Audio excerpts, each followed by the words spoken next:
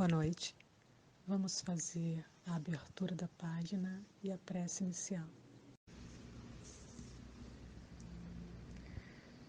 Vamos ler o livro Vinha de Luz, Psicografia de Chico Xavier, pelo Espírito de Emmanuel. Capítulo 2, Vê como vives. E chamando 10 servos seus, deu-lhes 10 minas e disse-lhes: negociai até que eu venha.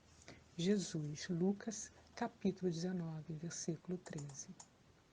Com a precisa madureza do raciocínio, compreenderá o homem que toda a sua existência é um grande conjunto de negócios espirituais e que a vida em si não passa de ato religioso permanente, com vistas aos deveres divinos que nos prendem a Deus. Por enquanto, o mundo apenas exige testemunho de fé das pessoas indicadas por detentoras de mandato essencialmente religioso. Os católicos romanos rodeiam de exigências os sacerdotes, desvirtuando-lhes o apostolado. Os protestantes, na maioria, atribuem aos ministros evangélicos as obrigações mais completas do culto.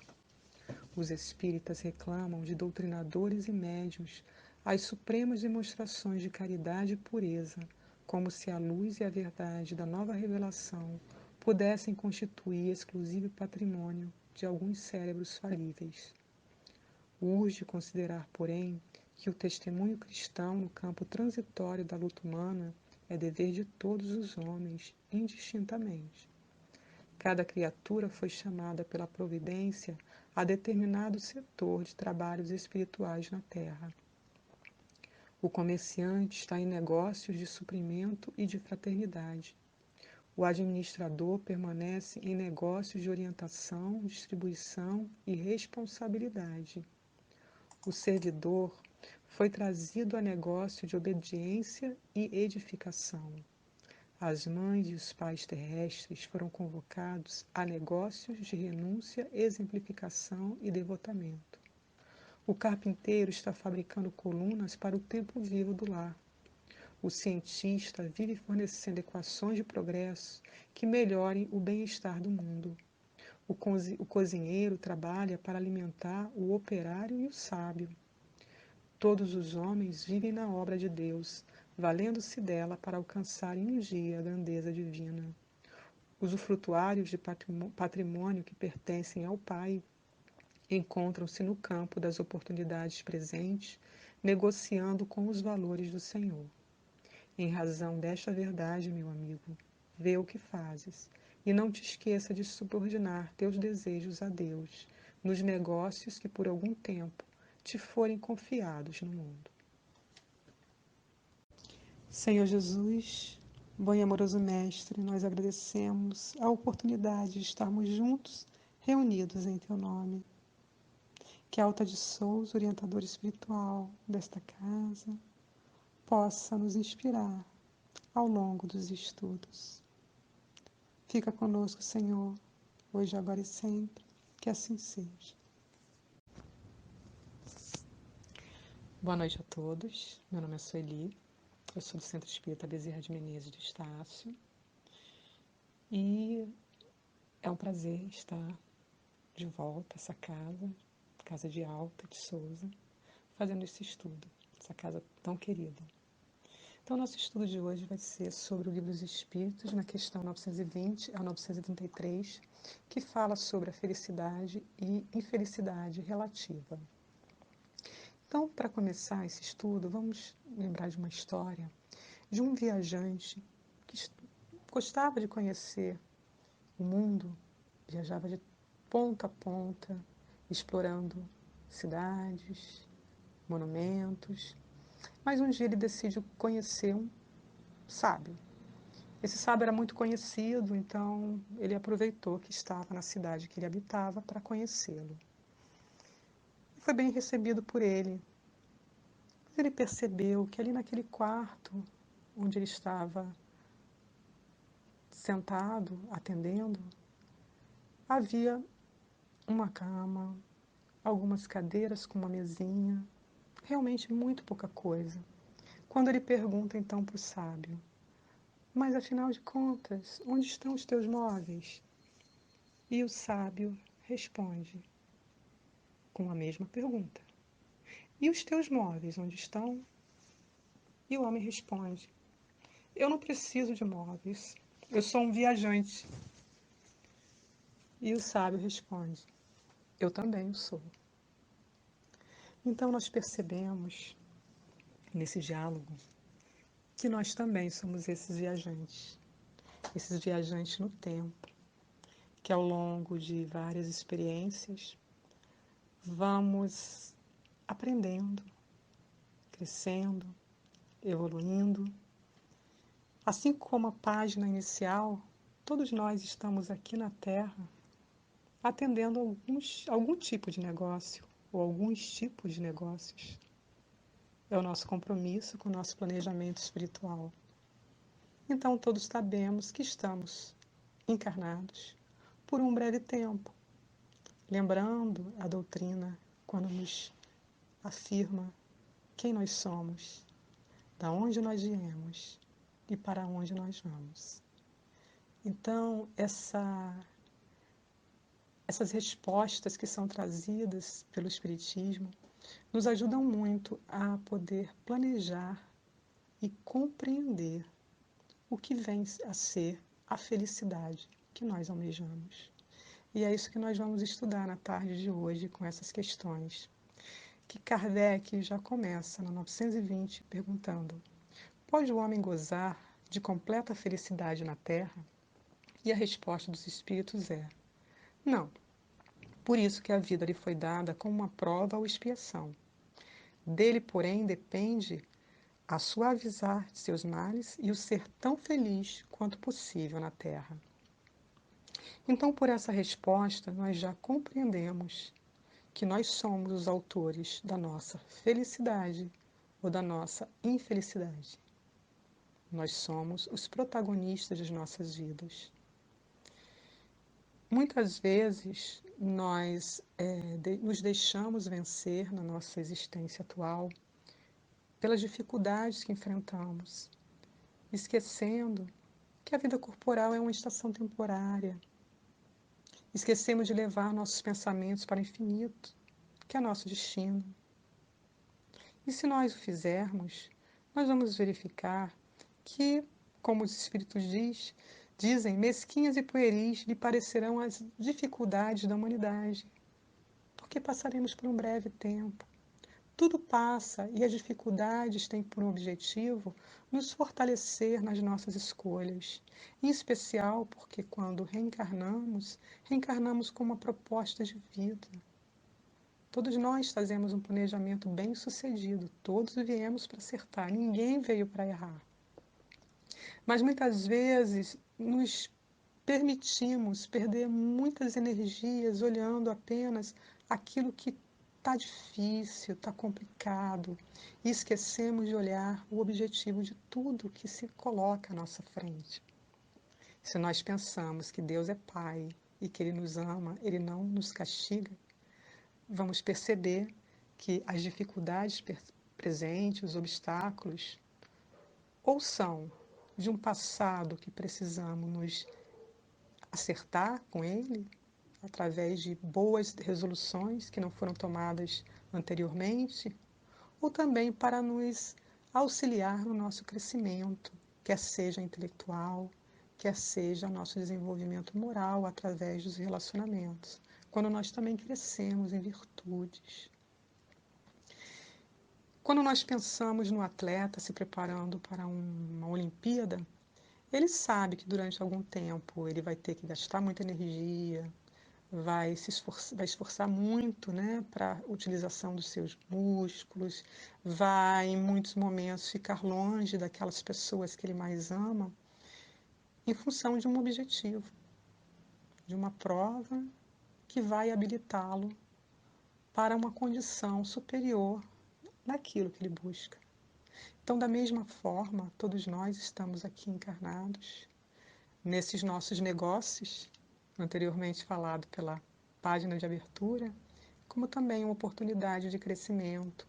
E é muito importante que nós não percamos o foco. o grande objetivo de estarmos aqui e o grande motivo de não dever perder tantas energias olhando apenas aquilo que nos parece incômodo, quando na realidade esse incômodo vai nos trazer uma possibilidade futura muito mais tranquila. E como protagonistas das nossas vidas, assim como na questão 920 nos coloca, de nós depende, então, suavizar nossas provas ou arrastá-la como fardo pesado. Joana de Ângeles, mentora espiritual de Divaldo Franco, ela nos fala que na vida não existe problemas, existem desafios. E por que esses desafios acontecem? Porque nós sofremos as consequências das próprias obras que realizamos. Se formos estudar lá no livro Céu e Inferno, ou o livro da Justiça Divina, segundo a doutrina espírita, né? Nós vamos encontrar lá o Código Penal da Vida Futura, que todos nós estamos submetidos enquanto espíritos. E lá está escrito, a cada um segundo as suas obras. Então, dessa forma, não existe injustiça para as provas que são colocadas à frente de qualquer um de nós. Todas elas atendem à pedagogia divina de nos possibilitar o crescimento, não por castigo, mas por amor, porque esse Pai realmente nos ama a ponto de confiar em nós, porque jamais viríamos, jamais encarnaríamos com uma proposta, com um planejamento superior às nossas forças. Todos os nossos planejamentos são para serem bem-sucedidos. Então, diante dessa questão, vem aquela pergunta, né? Mas, afinal de contas, se nosso planeta ainda é um planeta de provas e expiações, será que ainda podemos encontrar algum tipo de felicidade na Terra? E é quando os espíritos falam dessa felicidade relativa, que o homem é quase sempre obreiro da sua própria infelicidade, que praticando a lei de Deus, há muito male se forrará e proporcionará a si mesmo felicidade tão grande quanto comporte a sua existência grosseira. Então aqui a gente já tem um caminho para essa felicidade, mesmo que ela não seja tão completa ainda, mas podemos ter algum tipo de qualidade, uma felicidade que nos dê uma tranquilidade de coração. E isso está muito relacionado em fazer o bem e viver o amor. Por quê? Porque nós somos filhos de Deus, temos a sua marca, somos seus herdeiros. E a marca de Deus é o amor. Então somos todos convidados a viver as experiências de amor. Mas quando não o fazemos, vamos contrários a essa natureza, nós sofremos, porque a nossa realidade é a realidade do Pai, é a realidade do amor e do bem. Então, essa felicidade que, se nós fôssemos perguntar a cada homem o que seria felicidade para ele, cada um iria dizer alguma coisa. Mas existe alguma coisa que é comum na busca de todos aqueles que estão no caminho da felicidade. E que os espíritos também nos ajudam a entender quando dizem que essa felicidade comum a todos os homens, com relação à vida material, é a posse do necessário. Com relação à vida moral, a consciência tranquila e a fé no futuro. Isso vai dar muita qualidade de vida para nós, para estarmos aqui. Se cada um de nós tivéssemos a posse do necessário e com relação à vida moral, a consciência tranquila e a fé no futuro, com certeza nós já estaríamos à beira de uma transformação, que é realmente o que está acontecendo no nosso planeta. Apesar de tantas transformações, de tantas dificuldades que estamos enfrentando nos momentos, mas está havendo uma mudança. Nós estamos nos transformando. E aqueles que estão nesse momento no planeta também. A Gênese, o livro da Gênese, quando nós estudamos os sinais dos tempos, fala que em alguns momentos as transformações acontecem são transformações geológicas que acontecem na Terra, outras vezes são transformações sociais e outras vezes são transformações mais morais. E nós estamos vivendo num momento em que todas essas transformações estão acontecendo ao mesmo tempo, o que mostra que Deus confia em todos nós para estarmos aqui nesse momento, um momento de desafios, momentos desafiadores, mas que nós estamos aqui é que podemos dar conta. Então, estamos caminhando para essa felicidade que tanto buscamos, que vamos consolidando ao longo das nossas reencarnações, ao longo das nossas existências, e cada retorno que a gente faz à Terra, a gente vai transformando esse planeta num planeta melhor também. E através das nossas experiências também, vamos aprendendo o que é o supérfluo e o necessário. Vamos entender que muitas vezes atrelamos a nossa felicidade a coisas supérfluas e ilusórias. E esquecemos muitas vezes de nos focar no que é necessário realmente para nos fazer avançar, para nos fazer nos sentirmos mais completos e felizes. Então, quando nós pensamos, né, nessa questão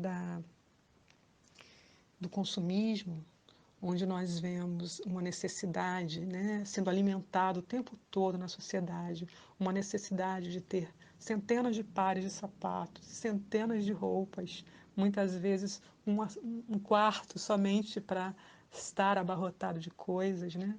Nós vemos que isso não é sustentável, que estamos fugindo do necessário para cair no excesso que gera uma violência muito grande com a própria natureza, né, nos seus recursos, e que isso leva também à exploração do próprio homem, que muitas vezes, para termos 300 camisas em vez de uma, é necessário que haja um abaixamento do preço, e para isso vidas são sacrificadas no trabalho escravo, né?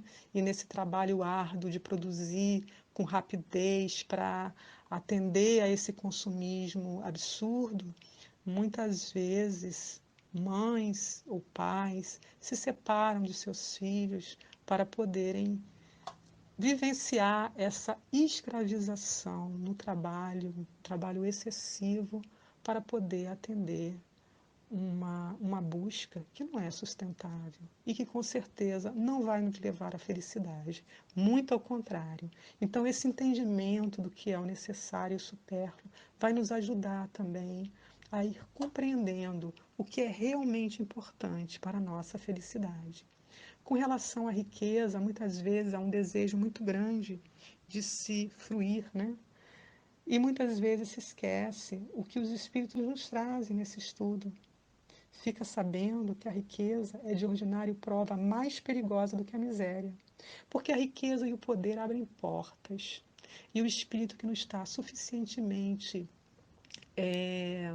seguro da sua realidade e do motivo de estar no planeta, ele pode se comprometer em ações, em situações que realmente vai fazer com que ele fuja do seu planejamento, que vai fazer com que ele realize, que se comprometa em situações indevidas, comprometendo a si o seu presente e o seu futuro. Quando nós vamos lá no livro Céu e Inferno, encontramos a experiência de vários espíritos, inclusive separados por categorias. Nós vamos encontrar a Condessa Paula no nos mundos felizes, e a gente pensa, nossa, mas uma condessa, sim, uma condessa, uma mulher extremamente rica e poderosa, que habitou a Terra, e que saindo daqui, retornando ao plano espiritual, está nos mundos felizes. Mas ela explica lá por quê. Ela fala que ela pediu, nas experiências anteriores dela, que ela viesse em situação que pudesse ter a última encarnação dela como uma experiência na riqueza, para que ela valorizasse. Então, ela vem em várias encarnações, em situações onde ela precisa valorizar o dinheiro, precisa valorizar a riqueza de uma forma justa, de uma forma equilibrada. Então ela pede para ter carências mesmo nas primeiras encarnações, para que isso consolidasse nela a verdadeira importância da riqueza e do poder na mão de um homem na Terra. Então, nós sabemos que tudo que nós recebemos de Deus é um empréstimo para que nós cresçamos e que possamos fazer com que todos que estão ao nosso redor também o façam. Então, um ser que tem muita riqueza, né, ele tem o compromisso não só de se desenvolver, mas desenvolver todos aqueles que estão ao seu redor, valorizando-os, né, em termos de um trabalho justo, um incentivo a instituições voltadas, né, para o bem, para o desenvolvimento humano. Então, nós vemos que é um empréstimo, mas que tem um objetivo, mas que o espírito não está suficientemente forte, ele pode cair e pode dar passos incorretos que vão comprometê-lo no futuro. Então, esse entendimento da riqueza, nós vamos também, a cada encarnação, entendendo, e vamos entendendo que não dependemos da riqueza também para sermos felizes. Mas, uma vez tendo a mão, que possamos administrá-la bem. E orar por todos aqueles que hoje se encontram nessa posição, porque é uma posição muito difícil. E aí a gente também ouve, né, quer dizer, pela mensagem desses espíritos, que numa sociedade organizada segundo a lei do Cristo, ninguém deve morrer de fome. Por quê? Porque Deus deu o suficiente, o necessário para sermos felizes. E se nós não fazemos, é por causa do orgulho e por causa do egoísmo. Então nós estamos aqui também para trabalhar o orgulho e o egoísmo. Então, mais adiante, nós vemos que o homem é o causador de seus próprios sofrimentos morais. Os sofrimentos materiais, algumas vezes, independem da vontade. Mas e o orgulho ferido? A ambição frustrada? A ansiedade da avareza, a inveja, o ciúme e todas as paixões, numa palavra, são tortura da alma. A inveja e o ciúme são colocados aqui como dois vermes roedores. Fazem a infelicidade, a vaidade, a ambição, a cobiça desiludida. Então, só aquele que vê a felicidade na satisfação do orgulho e dos apetites grosseiros não pode ser uma pessoa feliz. O homem só é infeliz pela importância que liga às coisas desse mundo. Então, todas essas questões são colocadas para nós entendermos a nossa realidade de espíritos caminhantes, né, nesse planeta, para consolidarmos o nosso aprendizado, mas mais do que isso, para fazermos o bem, para vencermos o orgulho e o egoísmo. Na questão 932 vem a seguinte pergunta: por que não, no mundo tão a miúde a influência dos maus sobrepuja dos bons? E a resposta: por fraqueza destes. Os maus são intrigantes e audaciosos. Os bons são tímidos.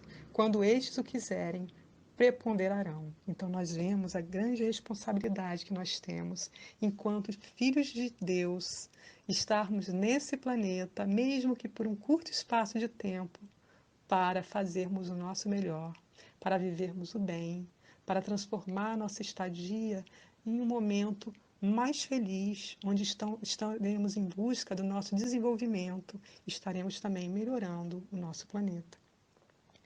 Então, que possamos então encerrar esse breve estudo, lembrando da nossa condição,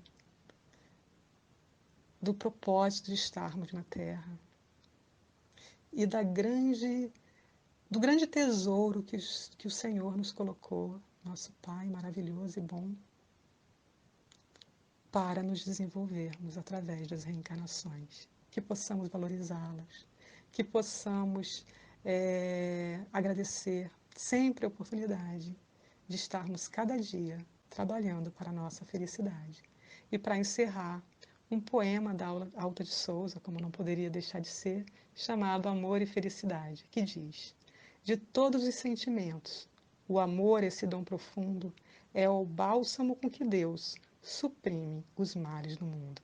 Que Jesus nos abençoe, que possamos permanecer em paz e confiantes, mesmo diante dos momentos atuais, que são momentos desafiadores, mas são os momentos que nós fomos chamados a viver, porque Deus confia em nós e sabe que nós faremos o nosso melhor para transformar esses momentos em algo mais suave, em podermos nos ajudarmos mutuamente e podermos juntos passar por esse momento também desafiador para outros mais suaves, desde que o queiramos e que nos empenhemos para isso.